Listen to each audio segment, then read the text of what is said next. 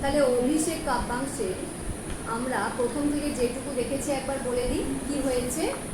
ইন্দ্রজিৎ প্রমোদ ভ্রমণে গেছেন, সেখানে তার স্ত্রী প্রমীলা, তার সহচরী সবার মধ্যে মানে নারীদের মাঝে বেশ সময় কাটাচ্ছেন।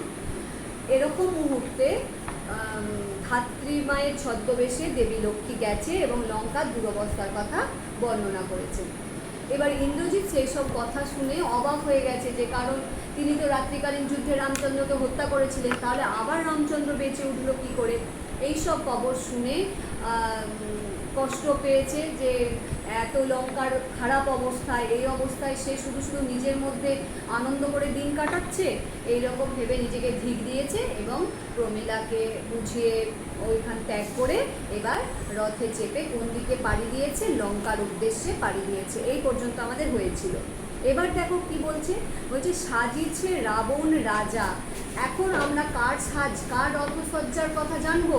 এর আগে আমরা জেনেছি মেঘনাদের যুদ্ধসজ্জার কথা, সে কেমন করে সেজেছে, সে কেমন করে রথ উড়িয়েছে। এবার আমরা জানবো রাবণ রাজা কি করছে। ওই যে দেবী লক্ষ্মীর ছদ্মবেশে ধাত্রীমায়ের ছদ্মবেশে দেবী লক্ষ্মী তো গিয়ে বললেন যে তোমার ভাইকে হত্যা করা হয়েছে, অনেক মানুষ মারা গেছে, এই মুহূর্তে রাবণ যুদ্ধের জন্য প্রস্তুত হচ্ছে। এবার দেখো বলছে সাজিছে রাবণ রাজা বীর মদে মাতি। মানে রাবণ কি করছে, রাজা রাবণ যুদ্ধের সাজে সজ্জিত হচ্ছে বীর মদে, মানে বীরের অহংকারে মেতে। রাবণ তো বিরাট একজন বীর, সত্যিকারেরই রাবণ প্রচুর বড় একজন বীর এবং ধার্মিকও। বাজিচ্ছে রণ বাজনা, তাহলে কিসের বাজনা বাজছে, যুদ্ধের বাজনা বাজছে। গর্জিছে গজ, গজ মানে কি হাতি, হাতিরা গর্জন করছে। হ্রেষে অশ্ব, ঘোড়ারা, ঘোড়ার ধ্বনিকে আমরা বলি কি হর্ষ, হর্ষ ধ্বনি, হেস। তাহলে হেস, ঘোড়ারা কী করছে, তাদের ধ্বনি বের করেছে। হুঙ্কারিছে পদাতিক রথী, যারা পায়ে হেঁটে যুদ্ধ করবে তারা হুঙ্কার করছে। আর উড়িছে কৌশিক ধ্বজ, সাদা পতাকা, ধ্বজ মানে কি পতাকা, সাদা পতাকা উঠছে। উঠিছে আকাশে কাঞ্চন কঞ্চুক বিভা। কাঞ্চন কঞ্চুক বিভা মানে কি সোনার যে একটা স্বর্ণময় আভা, সেইটা হচ্ছে আকাশে, সেই আভার সৃষ্টি হয়েছে। তাহলে এখানে আমরা চারটে বাহিনীর খবর পেলাম। কি কি চারটে বাহিনী? একটা হচ্ছে গজ, হাতি করে যুদ্ধযাত্রা করবে। একটা হচ্ছে ঘোড়া, ঘোড়াতে যুদ্ধযাত্রা করবে। আর একটা হচ্ছে পদাতিক রথী, তিনটে পেয়েছি, পদাতিক রথী পায়ে হেঁটে যুদ্ধযাত্রা করছে। তিনটে ভাবে, তিনটে পদ্ধতিতে তারা যুদ্ধযাত্রা করবে বলে প্রস্তুত হয়ে গেছে। হেনকালে তথা দ্রুত গতি উতরিলা মেঘনাদ রথী। ঠিক এইরকম মুহূর্তে কে এলো, এই সময় মেঘনাদ এলো লঙ্কাতে। মেঘনাদ তার রথ নিয়ে তাড়াতাড়ি লঙ্কাতে প্রবেশ করলো বা নামলো। নাদিলা কর্বুর দল, কর্বুর দল মানে কি রাক্ষসের দল। নাদিলা মানে কি আওয়াজ করে উঠলো, মানে যেমন ধর নিজেদের প্রিয় মানুষকে দেখে যেমন আনন্দিত হয়, উৎফুল্লিত হয়, সেরকম রাক্ষস দল যখন মেঘনাদকে দেখছে প্রচুর আনন্দিত হয়েছে। তারা প্রচুর চিৎকার করে উঠলো, এই যে আমাদের বীর এসে গেছে, এরকম একটা টাইপের আর কি। তারা তাদের প্রিয় মানুষকে দেখেছে, আর ইন্দ্রজিৎ তো বীর, তাদের মনের সাহস ফিরে এসেছে যে ইন্দ্রজিৎ এসে গেছে। নমি পুত্র পিতার চরণে করজোড়ে কহিলা, হে রক্ষকুলপতি, শুনেছি মরিয়া নাকি বাঁচিয়াছে পুনরাঘব।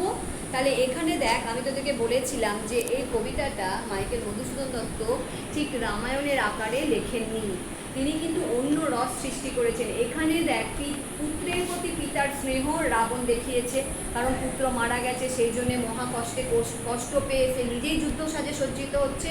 এই দিকে আবার দেখবো আমি কি মেঘনাদের কি পিতৃভক্তি, অত বড় বীর একজন, কিন্তু বাবার সঙ্গে তার কথোপকথনটা কীরকম সুন্দর একটা অমায়িক ব্যবহার দেখবো। দেখ বলছে পিতার চরণে প্রণাম করলো, করে জোর হাত করে বলছে, হে রক্ষকুলপতি মানে রাক্ষস বংশের সম্রাট, তুমি আমি শুনছি যে রামচন্দ্র নাকি আবার মরে বেঁচে উঠেছে।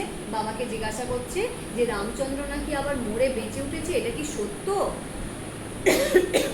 এ মায়া পিত বুঝিতে না পারি। বলছে বাবা এ আবার কেমন মায়া, একটা মানুষ মারা গেলে সে কি আবার বাঁচতে পারে, এটা আমি বুঝতে পারছি না, এ আবার কীরকম মায়া। কিন্তু অনুমতি দেহ, অনুমতি দাও। কিসের অনুমতি দেবে? সমূলে নির্মল করিব পামরে আজি। পামর মানে কি? রামচন্দ্রকে বলছে, নরাধম, তাকে আমি সমূলে উৎপাটন করব, একবারে মূল সহ তাকে ছিঁড়ে তুলবো। একবার মারলাম, সে আবার বেঁচে উঠেছে। ঘোর সরানলে করি ভস্য, বায়ু অস্ত্রে উড়াইব তারে। বলছে কি? তীরের আগুনে তাকে পোড়াবো, পুড়িয়ে বায়ু অস্ত্র দিয়ে তাকে মানে পুড়িয়ে তো ভস্য হয়ে যাচ্ছে, ছাই হয়ে যাচ্ছে, পুড়লে তো মানুষ ছাই হয়ে যায়, তাহলে তীরের আগুনে পোড়াবো, ছাই হয়ে যাবে, বায়ু অস্ত্রে তাকে উড়িয়ে দেবো, এইরকমভাবে তাকে হত্যা করবো। আর নতুবা বাঁধিয়া আনি দিব রাজপদে, নাহলে তোমার পায়ের কাছে আমি তাকে বেঁধে আনবো। বলছে বাবা, তুমি আমাকে অনুমতি দাও, সেই পামরকে, সেই নরাধমকে, সেই রামচন্দ্রকে আমি কি করব? তীরের আগুনে পোড়াবো, পুড়িয়ে সেই ছাইটাকে বায়ু অস্ত্রে দিয়ে উড়িয়ে দেবো, আর না হলে বেঁধে এনে তোমার পায়ের কাছে ফেলবো। কালিন্দী কুমারে চুম্বি শির মৃদু স্বরে উত্তর করিলা তবে স্বর্ণ লঙ্কাপতি। লঙ্কার রাজা রাবণ, বিরাট একটা তার প্রতিপত্তি, সে কত স্নেহের সঙ্গে কথা বলছে দেখ। বলছে কুমারে মানে ছেলেকে, ইন্দ্রজিৎকে জড়িয়ে ধরলো, আলিঙ্গন করলো, মাথায় চুম্বন করলো, মাথায় চুম্বন করে আস্তে আস্তে বলছে, রাক্ষসকুল শেখর তুমি বৎস। বলছে রাক্ষসকুলের ভবিষ্যৎ তুমি, রাক্ষসকুলের বিরাট বীর তুমি, রাক্ষসকুল ভরসা তুমি। এ কাল সমরে নাহি চাহে মম পাঠাইতে তোমা বারংবার। বলছে তুমি রাক্ষসকুলের ভরসা, তুমি শ্রেষ্ঠ বীর, তোমাকে আমার এই বারবার কাল যুদ্ধে পাঠাতে ইচ্ছা করছে না। কোনো পিতা তো চায় না, কোনো পিতা চায় যে তার সন্তানের অকাল মৃত্যু হোক। এখানে কিন্তু রাবণ একদম পিতৃ স্নেহের সঙ্গে কথা বলেছেন। বলছে তোমার মতো বীরকে, তোমার মতো রাক্ষসকুলের শ্রেষ্ঠ ভরসার একজন মানুষকে বারবার যুদ্ধক্ষেত্রে পাঠাতে ইচ্ছা করছে না। হাই বিধি বাম মম প্রতি। বলছে যে আমার প্রতি ঈশ্বর বাম হয়েছেন, মানে রুষ্ট হয়েছেন। ঈশ্বর আমার ঘরে নেই, ঈশ্বর আমার এতে রুষ্ট হয়েছেন। কে কবে শুনেছে পুত্র? এখানটা খুব ইম্পর্টেন্ট ডায়লগগুলো, কারণ তোদের পিতা পুত্রের কথোপকথন একটা বড় প্রশ্ন, 5 নম্বরের খুব ইম্পর্টেন্ট প্রশ্ন এটা। পুত্র কি বলছে, পিতা কি বলছে, ঠিক আছে? এখানে দেখ বলছে, কে কবে শুনেছে পুত্র ভাসে শিলা জলে। তার মানে কি? সেই হনুমানের দল রাম লেখা শিলাকে জলে ভাসিয়ে লঙ্কায় প্রবেশ করেছিল। শিলা মানে তো পাথর, পাথর মানে তো ভারী, সেটা কখনো জলে ভেসে থাকতে পারে? সে তো ডুবে যায়। কিন্তু তারা কিন্তু শিলাকে ভাসিয়েই লঙ্কায় প্রবেশ করেছিল। তাই জন্যই রামচন্দ্র বলছে ভগবান আমাদের প্রতি রুষ্ট হয়েছে। নাহলে কে শুনেছে যে শিলা জলে ভাসছে, শিলাকে জলে ভাসিয়ে ওরা ঢুকলো লঙ্কাতে? কে কবে শুনেছে লোক মরি পুনঃ বাঁচে? বলছে কেউ কোথাও কি শুনেছে একটা মানুষ মারা যাবার পর আবার জেগে ওঠে? আমার প্রতি বিধি রুষ্ট হয়েছে, তাই এইসব ঘটনাগুলো ঘটছে। উত্তরিলা বীর দর্পে অসুর আরি রিপু। অসুর আরি রিপু, এখানটা দারুণ সুন্দর ভাষা। দেখ, অসুর যুক্ত অরি যুক্ত রিপু, অসুরের শত্রু। অসুরের শত্রুকে দেবরাজ ইন্দ্র, তার শত্রুকে ইন্দ্রজিৎ। এখানে ইন্দ্রজিৎকে কিরকম বিশেষণ দিয়েছে ভাব। অসুর, অরি, রিপু। অরি মানেও শত্রু, রিপু মানেও শত্রু। অসুরের শত্রু ইন্দ্র, ইন্দ্রের শত্রুকে ইন্দ্রজিৎ, মেঘনাদ, যিনি ইন্দ্রকে হারিয়েছিলেন, হারিয়ে ইন্দ্রজিৎ নামটা নিয়েছেন। বলছে কি ছাড় সে নর তারে ডরাও আপনি রাজেন্দ্র। বলছে কি সেই মানুষকে তুমি ডরাচ্ছ? তুমি রাজেন্দ্র, থাকিতে দাস যদি যাও রণে, তুমি এ কলঙ্কপিত ভূষিবে জগতে। বলছে তোমার এই দাস, তোমার এই পুত্র যদি জীবিত আছে, তাহলে তুমি কেন রণক্ষেত্রে যাবে? তোমার পুত্র থাকতে পিতা যদি রণক্ষেত্রে যায়, তাহলে পুত্রের নামে কলঙ্ক রটবে। বলবে এ কেমন ছেলে যে বৃদ্ধ বাবাকে যুদ্ধে পাঠিয়েছে, নিজে যে আনন্দে মত্ত হয়ে আছে। তাই জন্যই বলছে তোমার দাস আছে, তোমার পুত্র আছে, তোমার পুত্র থাকা সত্ত্বেও তুমি যুদ্ধে যাবে না। তুমি যদি যুদ্ধে যাও, আমার নামে কলঙ্ক রটবে। হাসিবে মেঘবাহন। মেঘবাহনকে এখানে ইন্দ্রের কথা বলছে, দেবরাজ ইন্দ্র। বলছে মেঘবাহন হাসবে, তার মানে কি? উপহাস করবে মেঘবাহন। ইন্দ্র উপহাস করবে। ওই দেখো, বুড়ো বাবা যুদ্ধ করতে যাচ্ছে আর জোয়ান ছেলে ঘরে বসে আছে। আর কে? ঋষিবেন দেব। অগ্নি। অগ্নি হচ্ছে ইন্দ্রজিতের আরাধ্য দেবতা। তাহলে বলছে কে হাসবে? ইন্দ্র হাসবে, দেবরাজ ইন্দ্র হাসবে। আর কে হচ্ছে রাগ করবে? অগ্নি রাগ করবে। দুইবার আমি হারানো রাগ হবে। বলছে আমি রামচন্দ্রকে দুবার হারিয়েছি, আর একবার পিত দেহ আজ্ঞা মনে দেখিব এবার বীর বাঁচে কি ঔষধে। বলছে দুবার তাকে মেরেছি, আর একবার তুমি আমাকে আজ্ঞা দাও, আর একবার তুমি আমাকে সুযোগ দাও, আমি দেখবো সে কি করে বাঁচতে পারে, তাকে আর একবার আমাকে মারবার সুযোগটা তুমি করে দাও। কহিলা রাক্ষস অধিপতি, মানে রাবণ বলছেন, কি বলছেন?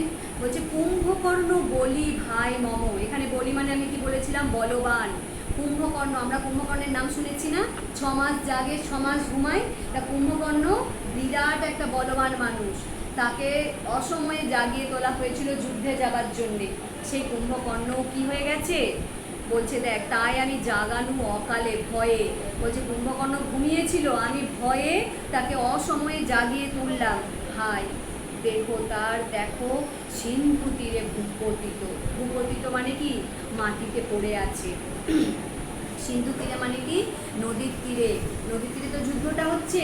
বলছে আমি আমার বিরাট বলবান ভাই কুম্ভকর্ণকে অসময়ে জাগালাম, কিন্তু দেখো সেই বিরাট বলবান কুম্ভকর্ণ কি হয়ে গেছে? পড়ে আছে নদীর তীরে। গিরিশ সিংহে কিংবা তরু যথা বজ্রাঘাতে। বলছে কিরকম করে পড়ে আছে? বলছে যেই গাছে বজ্রাঘাত পড়ে সেরকম গাছের মতো হয়ে পড়ে আছে।